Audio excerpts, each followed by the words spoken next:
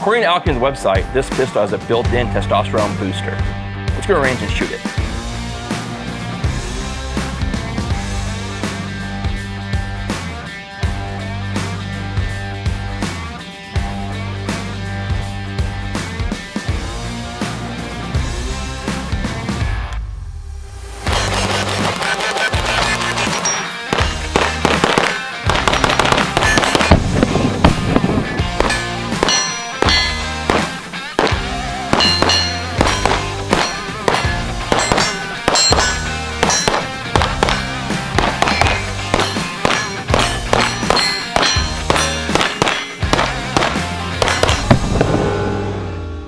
So today's video, we're going to take a look at the Quantico Carry High Cap. We're going to talk about slide length, the new grip, optics cut, and a few other features of this pistol. Let me tell you about what I do here at RDR. We're a soft goods manufacturer primarily, but we do specialize in SAFARILAND holster mods, holster wraps, and holster accessories.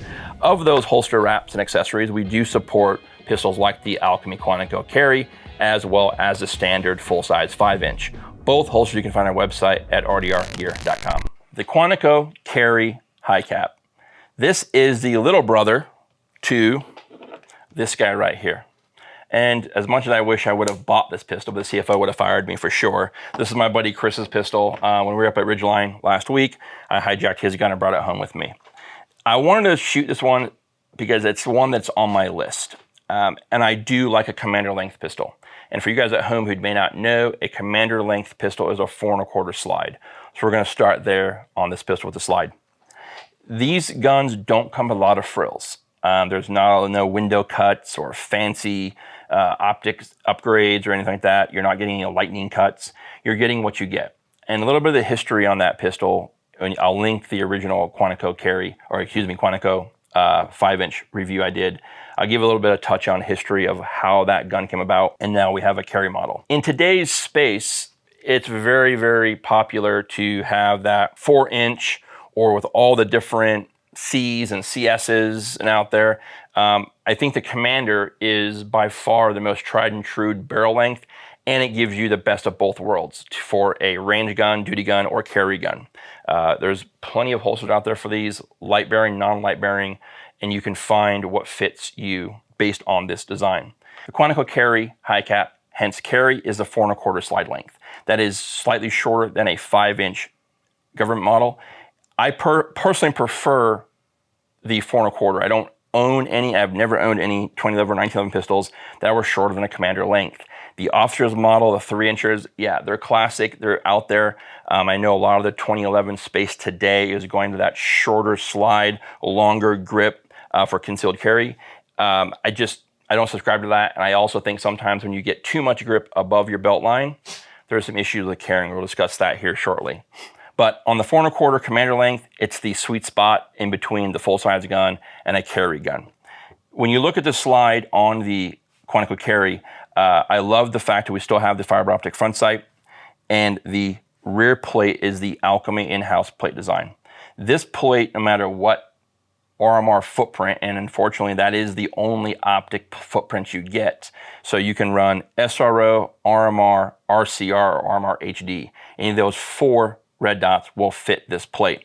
The benefit, all 4 have a perfect co-witness due to the height of the rear iron sight here, and you'll notice how how thin this rear sight is. This is one of the benefits that's allowed the Quantico model pistols, and when I believe it was Vulcan that was doing some work using this plate and running SROs in the original SAFARILAND holster mods.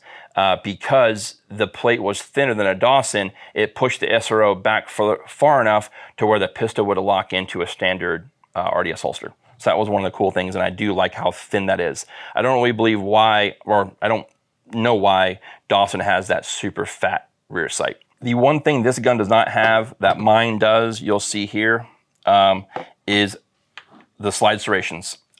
This here, when I got my gun, this was gonna go to a vendor who chose this, and for some reason that deal didn't go through, and I was able to get this one pretty quick.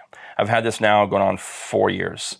I do think that slide serrations up front here would be beneficial on this gun, simply to aid in that press check. It's not slippery, but again, it's just something that me personally would prefer to have, but I do understand why it's not on the gun to keep that classic look.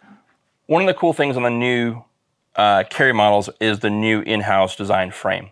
So this is very different than the old 2011 double diamond frames that's on my original gun.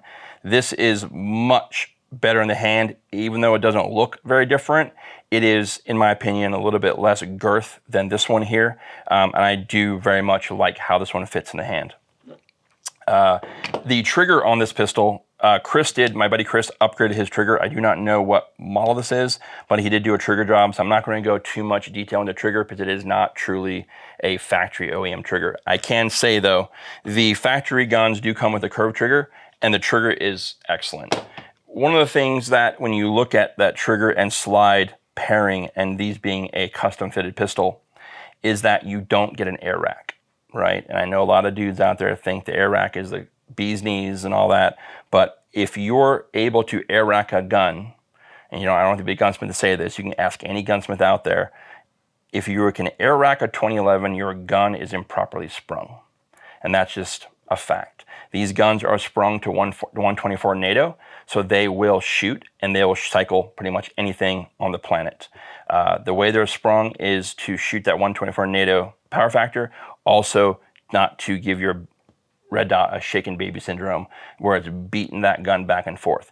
Back in the day, I had a Triarch gun that was super light sprung. You could air rack the shit out of that thing, and I went through 2 RMRs in a single year, and we realized that having a 9-pound spring in that gun was not healthy for the pistol.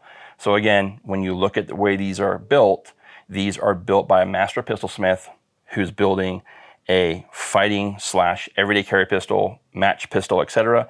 But you're getting a very well-rounded pistol from Alchemy, regardless if you do the 5-inch or the high cap carry.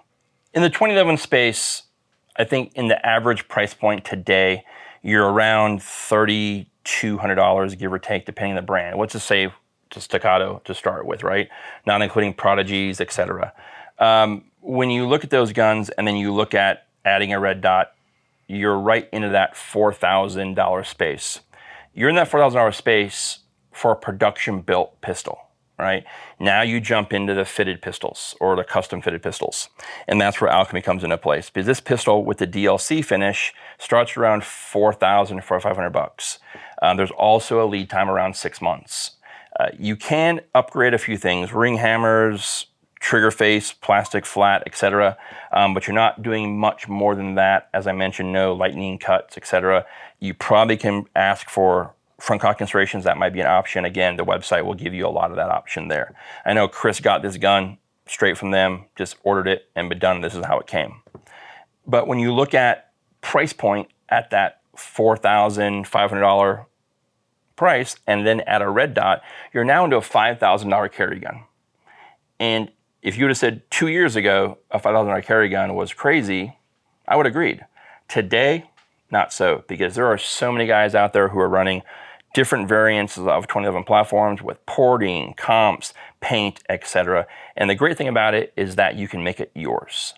If you are a purist, you're looking for a truly custom built pistol, this ain't it. But you're looking for a pistol that's designed and built by someone who does build custom pistols, the Alchemy is a better bang for the buck in that $4,000 price range than the others out there that start at that price point. I own my full size that's got now 12,000 plus rounds on it, and it needs to go back before I hurt it. I've just been shooting it, and Alchemy knows it's coming back. I just got to get it shipped off. Chris's gun here, he's had it now for around 6 months, 6.5, 7 months. He's around 7,000 plus rounds on it. He's done 4 or 5 classes with it since he's had it. The gun runs flawless. When I got it from him, we went to the range and shot it. You guys can probably see how much carbon we built in this gun.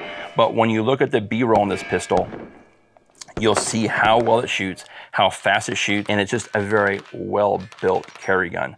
But you have to be the right person who's going to choose this pistol over, say, the bigger branded marketing platform pistol with the green grips and the lightning cut and all those things. Again, nothing wrong with that. You're making it yours. Just so you know, when you buy this one, it's kind of like the Soup Nazi. You get what you get and you like it. Holster options for the 2011 platform are everywhere. You can get whatever you want to get. Appendix carry, I know Eli runs appendix. Nick over at Alchemy runs appendix, so you can pick and choose your pistol. I like a commander length gun for the wintertime. I usually wear a 1911 outside the waistband with one single magazine. If I had this one here, I just run the one mag in the gun, that was it.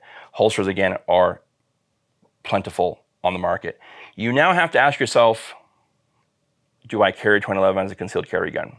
I'm a little bit different in that aspect. Even though I own multiple 2011 pistols and 1911 pistols, throughout the year until winter hits, I don't carry a 2011 or 1911 pistol.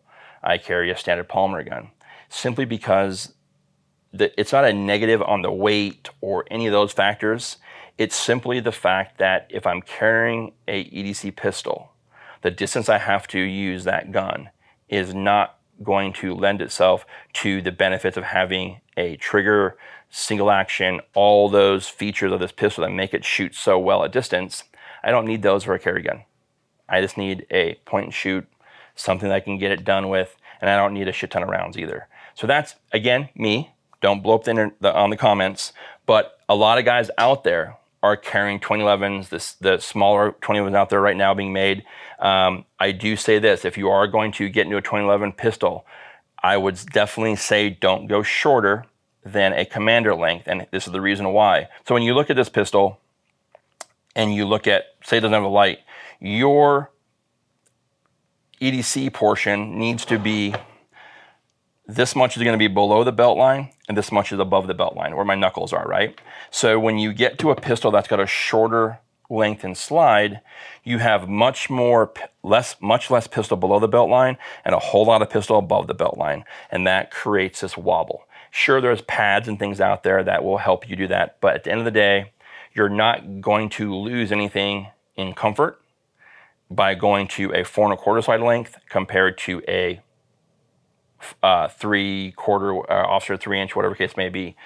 The benefit of having a standard full length grip, better perch in the pistol. Again, if the shorter the slide you get, the more this part of the gun is going to print or be exposed in concealed carry. Appendix carry, you can go appendix carry, outside the waistband, however you wish to carry it, but don't look at a 2011 pistol as something that you can't carry, because it's a ton of cases out there that'll get you guys squared away for EDC and or range use. Should you have one? Absolutely. 2011s are a great pistol.